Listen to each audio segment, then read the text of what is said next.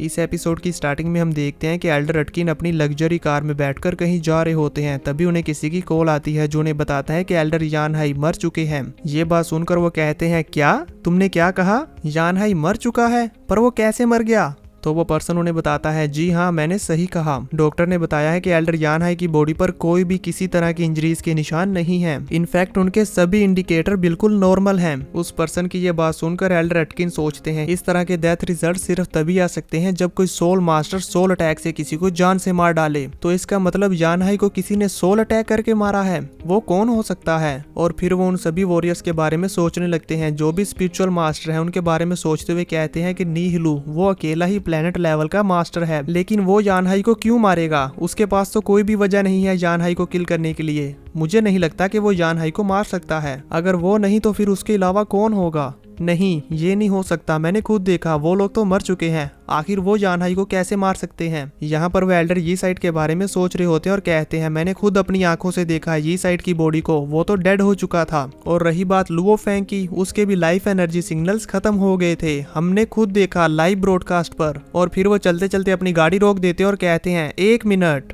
शुरू से लेकर अब तक किसी को भी लुओ फेंग की डेड बॉडी नहीं मिली। और फिर वो बड़ी हैरानी के साथ कहते हैं, क्या ये हो सकता है कि लुओ फेंग अभी तक जिंदा है? इस बारे में सोचकर वो परेशान होने लगते हैं। तभी व्यू चेंज होता है और हम दूसरी तरफ देखते हैं नीहिलू के विला को। विला क्या, ये तो पूरा महल लग रहा है। लुओ फेंग अपनी बॉडी को ट्रांसपेरेंट करते हुए वहां पर आ जाता है और वहां हवा में फ्लाई करते हुए देखता है कि उसके महल के आसपास तो कितने सारे सिक्योरिटी गार्ड्स हैं। ये सभी सिक्योरिटी गार्ड्स हाई लेवल के वॉरियर होते हैं। लेकिन यहाँ पर लुओ फेंग चुपचाप नीहिलू को मारना चाहता था, इसलिए वो इन सिक्योरिटी गार्ड्स पर अटैक नहीं करता और अपनी ब्रेन फील्ड को यूज करते हुए उसके पूरे महल को स्कैन करके देखता है कि उसके अंदर कितने वॉरियर्स हैं। जहां पर हम देखते हैं कि कितने सारे वॉरियर्स नीहिलू के महल के अंदर भी पहरा दे रहे होते हैं और उसकी हिफाजत कर रहे थे। उन सब में से होते हुए लुओ फेंग नीहिलू के रूम का पता लगा लेता है कि वो किस रूम के अंदर है। फिर हम देखते हैं नीहिलू को जो कि काफी ज्यादा परेशानी के साथ अपने रूम में चक्कर लगा रहा होता है और अपने सामने टीवी पर न्यूज देखता है, जहां पर उसे न्यूज में दिखाया जा रहा था वॉरियर नीहिलू जो कि स्पिरिचुअल मास्टर जीनियस है, अब वो सेकंड लुओ फेंग होंगे। गोल्डन हॉर्न बीस्ट के साथ फाइट के बाद अब इस वर्ल्ड में सबसे ज्यादा स्ट्रॉन्गेस्ट स्पिरिचुअल मास्टर एल्डर नीहिलू है। इस न्यूज को बार बार सुनकर एल्डर नीहिलू का दिमाग खराब हो चुका था, इसलिए वो अपनी कॉफी के कप को उस न्यूज के ऊपर फेंक कर मारते हैं, जिसकी वजह से उनकी वो एलसीडी भी टूट जाती है। और वो उस न्यूज चैनल के ऊपर गुस्सा करते हुए कहते हैं, कौन है जो कहता है कि मैं दूसरा लुओ फेंग हूँ? मैंने ये बात पहले भी कितनी बार सुनी है। क्या सिर्फ मरे हुए लोग ही मेरे मुकाबले के काबिल हैं? ये सब कहते हुए उन्हें काफी ज्यादा गुस्सा आ रहा था और फिर वो अपना सर पकड़ के वहां पर बैठ जाते हैं। तभी अचानक से उन्हें किसी की कॉल आती है, तो वो उस कॉल को पिक करते हैं। हमें पता चलता है कि ये कॉल एल्डर अटकिन की थी, जो उन्हें बताते हैं कि यान हाई मर चुका है। ये सुनकर नीहिलू को काफी बड़ा झटका लगता है और वो कहता है, क्या यान हाई मर चुका है? इस वजह से उनका श्रृंगार भी उनके हाथ से नीचे गिर गया था। एल्डर अटकिन काफी तेजी के साथ ड्राइव कर रहे होते हैं और वो कहते हैं, हाँ, मुझे लगता है कि लुओ फेंग ने ही उन्हें मारा है। तुम जल्दी करो और कहीं पर जाकर छुप जाओ इससे पहले कि लुओ फेंग तुम पर अटैक करे। जिस पर नीहिलू कहता है, क्या लुओ फेंग मर नहीं गया? आखिर वो यान हाई को कैसे मार सकता है? तो एल्डर अटकिन उन्हें बताते हैं, मुझे ऐसा लगता है कि वो अभी तक मरा नहीं है। ये सुनकर तो नीहिलू घबरा जाता है और कहता है, वो अभी तक नहीं मरा। तभी अचानक से उनकी लाइट भी ऑफ हो जाती है और उनके आसपास की सारी चीजें हिलने लगती हैं, जिसे देखकर वो और भी ज्यादा घबरा जाते हैं। और फिर धीरे धीरे करके उनके रूम का सारा सामान हवा में फ्लाई करने लगता है, जिसे देखकर वो काफी ज्यादा डर जाते हैं और वहां से भागने लगते हैं और कहते हैं, कौन है, कौन है, मेरे सामने आओ। तभी वहां पर लुओ फेंग छत को तोड़ते हुए बहुत ही ज्यादा ऑसम एंट्री लेता है। लुओ फेंग की इस धांसू एंट्री को देखकर नीहिलू के तो पैरों तले जमीन खिसक जाती है और उसका मुंह भी खुले का खुले रह जाता है कि क्या ये। इससे पहले कि वो कुछ कह पाता, तभी लुओ फेंग अपनी स्पिरिचुअल पावर को यूज करते हुए उसे गले से पकड़ लेता है और हवा में उड़ा देता है। वो बड़ी ही मुश्किल से एल्डर अटकिन को कहता है, वो आ चुका है। अब लुओ फेंग अपनी स्पिरिचुअल पावर को यूज करते हुए नीहिलू को भी बिल्कुल यान हाई की तरह ही दीवार के अंदर पटक के मारता है। ये टक्कर काफी ज्यादा जबरदस्त होती है, जिसके बाद लुओ फेंग बड़ी स्पीड के साथ उसके पास चला जाता है, जिसे देखकर नीहिलू बहुत ही ज्यादा डर जाता है। मुझे तो लगता है यहाँ पर पक्का इसकी पैंट गीली होगी। फेंग उस पर अपनी स्पिरिचुअल पावर का प्रेशर डालते हुए कहता है, तुम्हारी हिम्मत कैसे हुई मेरी यूजिन को टच करने की? फेंग यहाँ पर ये बोल रहा होता है तो वही नीहिलू अपना पूरा जोर लगाकर लुओ फेंग के ऊपर अटैक करने की कोशिश कर रहा होता है, जहां पर वो इस कोशिश में कामयाब भी हो जाता है। लेकिन उसका अटैक लुओ फेंग के सामने बहुत ही ज्यादा कमजोर होता है। तो लुओ फेंग उसे कहता है ये तो बहुत कमजोर है, और फिर लुओ फेंग अपनी एक उंगली की पावर को यूज करते हुए उस पर इतना ज्यादा प्रेशर डालता है कि वो काफी सारी दीवारों को तोड़ते हुए पीछे जाकर एक दीवार के अंदर धंस जाता है और फिर उसे खींचकर अपने पास ले आता है। यहाँ पर नीहिलू जोर जोर से चीख रहा होता है और कहता है लुओ फेंग प्लीज मेरी एक्सप्लेनेशन तो सुनो, एक बार मेरी बात तो सुन लो। पर फेंग उसकी एक भी नहीं सुनता और फिर से उसे जमीन पर पटक के मारता है और नीहिलू फ्लोर्स को तोड़ते हुए नीचे गिरने लगता है। बाहर खड़े हुए गार्ड्स को भी विला के अंदर से आ रहा शोर ये सुनाई दे रहा था, लेकिन वो कहते हैं ये तो रोज का है, इसलिए वो इस पर ज्यादा ध्यान नहीं देते। वहीं दूसरी तरफ हम विला के अंदर नीहिलू को देखते हैं जिसकी हालत अब काफी खराब होती है। इवन उसके बाजू की हड्डियां भी टूट चुकी थी और उसके मुंह से भी ब्लड आ रहा होता है। अब फेंग गोल्डन हॉर्न बीस्ट की पावर्स को यूज करते हुए नीहिलू की सोल को उसकी बॉडी से बाहर निकाल लेता है और फिर अपने हाथों से उसे क्रश कर देता है, जिसकी वजह से यहाँ पर नीहिलू की सोल भी पूरी तरह से डिस्ट्रॉय हो जाती है। और फिर फेंग उसकी डेड बॉडी को अपनी स्पिरिचुअल पावर को यूज करते हुए विला से बाहर फेंक देता है। उसके सिक्योरिटी गार्ड्स ये देखकर भागकर उसके पास जाते हैं, जहाँ पर वो जाकर देखते हैं कि नीहिलू की हालत तो बहुत ही ज्यादा खराब हो चुकी है। वो अपने आसपास इसे मारने वाले को ढूंढने लगते हैं और उसे सीपीआर देकर जिंदा करने की कोशिश भी करते हैं। तभी नीहिलू के फोन पर किसी की कॉल आने लगती है, तो लुओ फेंग अपनी स्पिरिचुअल पावर को यूज करते हुए उसके फोन को अपने पास ले आता है, जहाँ पर वो देखता है कि ये कॉल तो अटकिन की तरफ से आ रही है। लुओ फेंग उसकी कॉल को पिक करता है और उसे कहता है अब तुम्हारी बारी है, नेक्स्ट तुम हो अटकिन।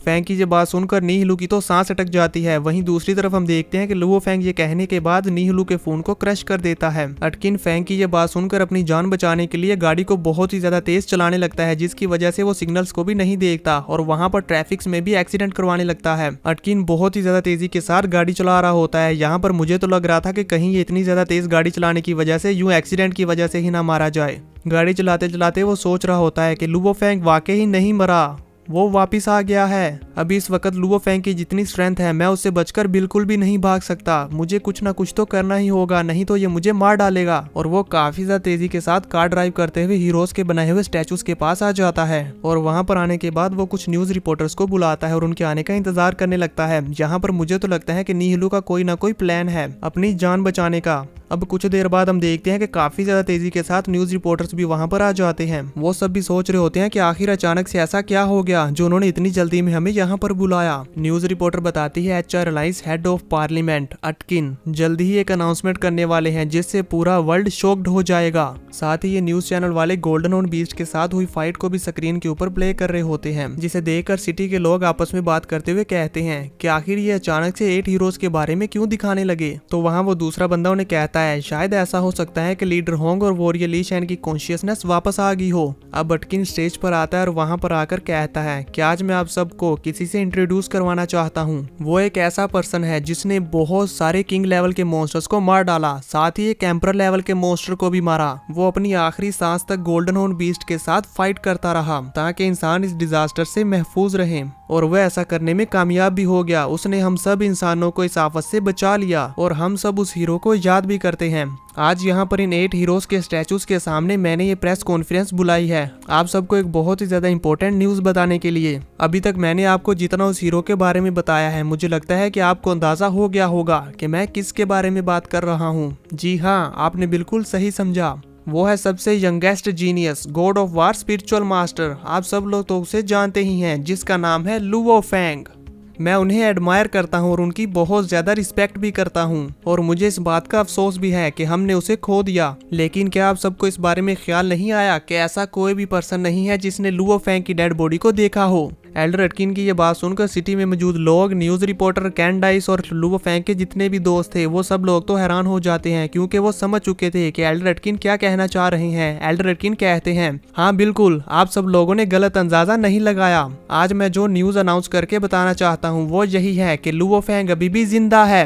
एल्डर अटकिन की ये बात सुनकर पहले तो सभी लोग हैरान हो रहे होते हैं, क्योंकि उन्होंने इतनी देर तक उन्हें सस्पेंस में जो रखा, और फिर लुओ फेंग के जिंदा होने की न्यूज सुनकर वो सभी लोग बहुत ही ज्यादा खुश हो जाते हैं और खुशी के मारे झूमने लगते हैं और वहां पर लुओ फेंग का नाम पुकारने लगते हैं। वहीं एल्डर अटकिन अभी भी अपनी अनाउंसमेंट को जारी रखे हुए थे और वो कहते हैं कि मैं ये न्यूज सुनकर बहुत ही ज्यादा एक्साइटेड हो गया, जिसकी वजह से मैं तो आज रात सो भी नहीं सकता, इसीलिए मैं खुद को रोक नहीं पाया और ये गुड न्यूज आप सभी लोगों को बताने के लिए यहाँ पर चला आया।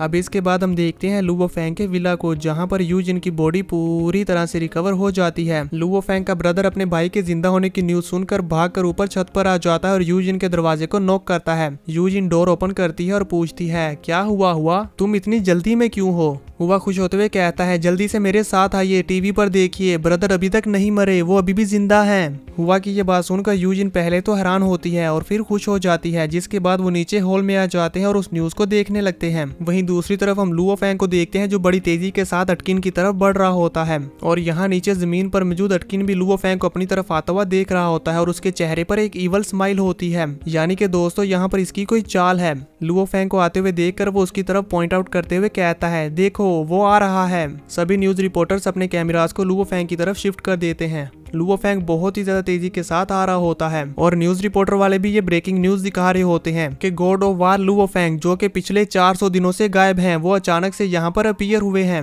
सिटी में मौजूद सभी लोग लुओ फेंग को आते हुए देखकर हैरान हो रहे होते हैं, तो वही लुओ फेंग का फ्रेंड आहविन उसे जिंदा देखकर खुश हो रहा होता है। मिलिट्री बेस में मौजूद ऑफिसर्स ये न्यूज सुनकर कहते हैं, जल्दी से कैप्टन को कॉन्टेक्ट करो और उन्हें बताओ कि लुओ फेंग वापिस आ गया है। फिर हम देखते हैं फेंग की फैमिली को, जो कि काफी ज्यादा खुश हो रही होती है और उसकी मदर भी कहती है, मेरा बेटा लुओ फेंग वापिस आ गया, ये सच है, वो सच में जिंदा है। यूजिन तो यहाँ पर इतनी ज्यादा खुश होती है कि उसकी आंखों से आंसू भी आ रहे होते हैं, ये खुशी के आंसू हैं। अब इसके बाद हम देखते हैं एल्डर अटकिन को, जो कि लुओ फेंग को देखकर खुश हो रहा होता है और कहता है, मास्टर लुओ फेंग, ये आप ही हैं मास्टर लुओ फेंग, मैं बहुत खुश हूँ, आप हीरो हैं और मैं आपकी सबसे ज्यादा रिस्पेक्ट करता हूँ। In future master Luo Feng, मैं आपके साथ मिलकर फाइट किया करूंगा और ह्यूमैनिटी को बचाने के लिए कंट्रीब्यूट दूंगा। ये कहने के बाद वो वहाँ पर लुओ फेंग के सामने झुक जाता है, जहाँ पर झुके हुए उसके फेस पर हम देखते हैं कि वो एक इवल स्माइल कर रहा होता है और अपने मन में सोचते हुए कहता है, लुओ फेंग, तुम यहाँ पर सभी लोगों के सामने मुझे किल नहीं कर सकते,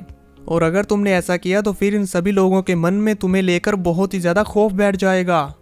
हाँ, तो अब मुझे समझ आया कि अटकिन ने यूं जल्दबाजी में ये अनाउंसमेंट क्यों रखी और ये इतनी जल्दी में क्यों था, क्योंकि ये अपनी चिकनी चुपड़ी बातों से इन सभी लोगों को अपने साथ मिलाना चाहता था, ताकि लुओ फेंग अगर इसे मारने के लिए आए तो वो न्यूज रिपोर्टर को देखकर यहाँ पर रुक जाए और इसे जान से ना मारे। अब लुओ फेंग वहाँ पर बड़ी तेजी के साथ आता और अपनी पावर्स को रिलीज करते हुए अटकिन के सामने खड़ा हो जाता है, जहाँ पर सभी न्यूज चैनल्स वाले लुओ फेंग को देखकर खुश हो जाते हैं। लुओ फेंग अपने सर से अपना आर्मर हटाता है तो सिटी में मौजूद सभी लोग भी लुओ फेंग को देख पा रहे थे। वो लुओ फेंग को देखकर काफी खुश होते हैं और कहते हैं, वाओ, ये तो सच में हमारा हीरो लुओ फेंग है, वो वापिस आ गया। अटकिन लुओ फेंग के सामने झुकते हुए कहता है, मास्टर लुओ फेंग। उसकी इस बात पर फेंग को और भी ज्यादा गुस्सा आ जाता है कि इसने यहाँ पर मुझे फंसाने की कोशिश की। लुओ फेंग अपनी स्पिरिचुअल पावर को यूज करते हुए उसकी सोल को उसके अंदर से बाहर निकाल लेता है और उसे अपनी तरफ खींचते हुए एक जोरदार किक करता है, जिस किक को खाने के बाद उसकी सोल फिर से उसकी बॉडी के अंदर जाती है और निकलकर बाहर चली जाती है, जिसके बाद वो फिर से अंदर आती है। अपनी सोल को इतना ज्यादा बुरा झटका लगा हुआ देखकर अटकिन बहुत ही ज्यादा हैरान हो जाता है कि आखिर ये इसने कैसे किया। अब इससे पहले कि अटकिन खुद को संभाल पाए, लुओ फेंग उसको अपनी स्पिरिचुअल पावर को यूज करते हुए गले से पकड़ लेता है और फिर तेजी के साथ आकर अपने हाथ से उसके गले को पकड़कर उसे हवा में उठा देता है।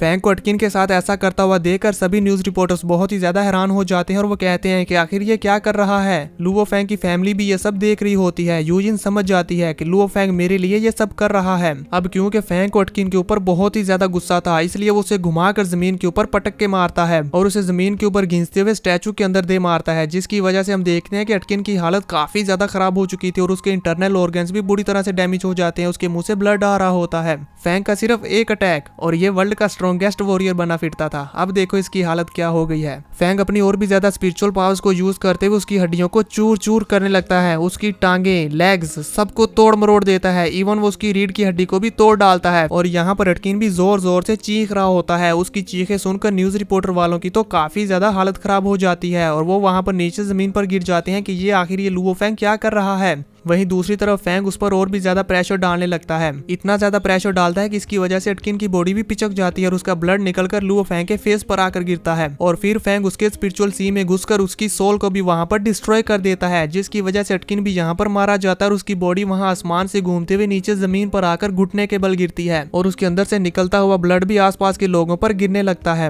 वो सभी लोग वहां से दूर दूर हट जाते हैं। वहीं हम देखते हैं अटकिन को, जो कि लुओ फेंग की तरफ फेस करके घुटनों के बल बैठा होता है। अब क्योंकि यहाँ पर इसकी सभी हड्डियां भी टूट चुकी थी, इसलिए उसकी डेड बॉडी भी खुद को संभाल नहीं पाती और वहां पर लुओ फेंग के सामने झुक जाती है। बेचारा अटकिन, इतनी बुरी तरह से तो आज से पहले लुओ फेंग ने किसी को भी नहीं मारा। इवन इस सीरीज में किसी ने किसी को भी नहीं मारा जितनी बुरी तरह से अटकिन की यहाँ पर मौत हुई। अटकिन के साथ इतनी बेरहमी होते हुए देखकर वहाँ पर मौजूद सभी लोग लुओ फेंग से डरने लगते हैं और दूर दूर हटने लगते हैं। बेचारा अटकिन, वो सोच रहा था कि इतने सारे लोगों के सामने लुओ फेंग मुझे नहीं मारेगा, पर लुओ फेंग के सर पर तो भूत सवार था, इसलिए वो जितनी जल्दी हो सके अपनी फैमिली को हर्ट करने वाले सभी लोगों को मारना चाहता था और उसने ये मारकर साबित कर दिया कि कोई भी मेरी फैमिली को टच करने वाला जिंदा नहीं बचेगा।